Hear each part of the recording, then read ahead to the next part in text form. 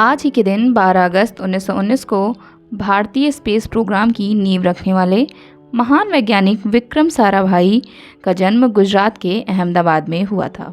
विक्रम साराभाई प्रमुख तौर पर एक वैज्ञानिक थे। उन्हें भारत के अंतरिक्ष कार्यक्रम के जनक के तौर पर जाना जाता है, लेकिन उन्होंने 80 से ज़्यादा शोध पत्र लिखे थे। उनका भौतिकी, खगोल विज्ञान, अंतरिक्ष विज्ञान, इलेक्ट्रॉनिक्स और यहाँ तक कि भारत में परमाणु ऊर्जा के कार्यक्रम में भी उल्लेखनीय योगदान था। वैज्ञानिक होने के अलावा वे महान संस्थान निर्माता के तौर पर भी जाने जाते थे।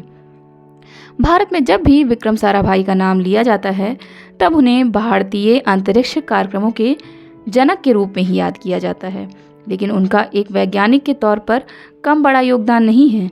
उनकी वैज्ञानिक और प्रशासनिक क्षमता बहुत ही अद्भुत थी। अपने जीवन में उन्होंने बहुत सारे विषयों पर शोध पत्र तो लिखे ही, कई संस्थानों की स्थापना की। एक वैज्ञानिक के तौर पर वे भौतिकविद और खगोलविद के रूप में भी मशहूर हुए, लेकिन वैज्ञानिक प्रशासन में उनका भारत के अंतरिक्ष शोध और देश की नाभिकीय ऊर्जा के विकास के लिए योगदान याद किया जाता है। भारत की वैज्ञानिक उन्नति का सबसे बड़ा श्रेय इसरो संस्था को दिया जाता है, जिसकी स्थापना विक्रम साराभाई ने की थी। 12 अगस्त 1919 के अहमदाबाद में जन्मे विक्रम साराभाई अंबालाल साराभाई और सरला साराभाई के बेटे थे।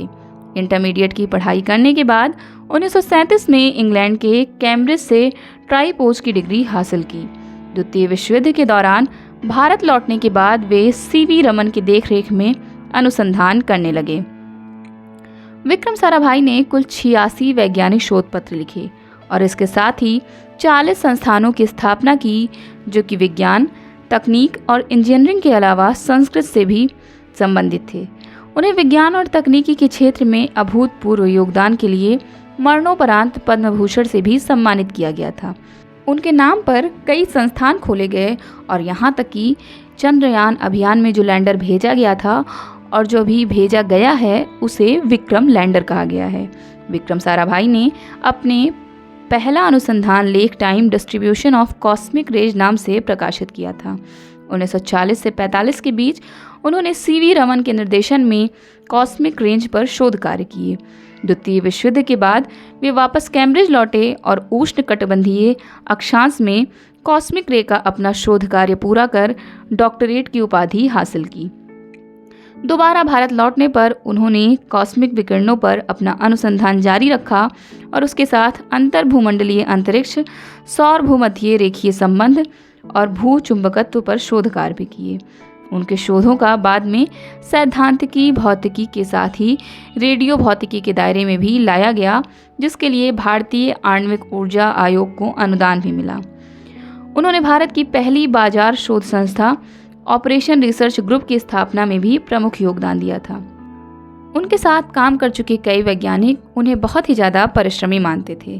प्रसिद्ध फ्रांसीसी वैज्ञानिक पियरे क्यूरे उन्हें बहुत ही बढ़िया स्वप्न दृष्टा कहा करते थे, जिनमें अपने सपने पूरे करने की असाधारण प्रतिभा थी। उन्होंने ही भारत में होमी जहांगीर भाभा को परमाणु ऊर्जा संयंत्र पर काम करने के लिए प्रेरित किया और भारत सरकार को इसके लिए जरूरी कदम उठाने के लिए मनाने का काम किया। भारत के अंतरिक्ष कार्यक्रम की परिकल्पना उन्हीं की देन थी और उन्हीं के प्रयासों से ही इसरो की स्थापना हो सकी। डॉक्टर होमी जहांगीर भाभा के बाद वे परमाणु ऊर्जा आयोग के अध्यक्ष भी बने थे। डॉक्टर साराभाई ने केवल विज्ञान ही नहीं, बल्कि उसकी समाज और आर्थिक विकास में भी भागीदारी के लिए भी बहुत बड़ा योगदान दिया। अंतरिक्ष विज्ञान की क्षमताओं में उन्होंने संचार, मौसम विज्ञान, मौसम पूर्वानुमान, प्राकृतिक संसाधनों का अन्वेषण आदि में उपयोग पर जोर दिया। उनके द्वारा प्रोत्साहित रॉकेट तकनीकी की वजह से ही भारत में उपग्रह टेलीविजन प्रसारण का विकास संभव हो सका।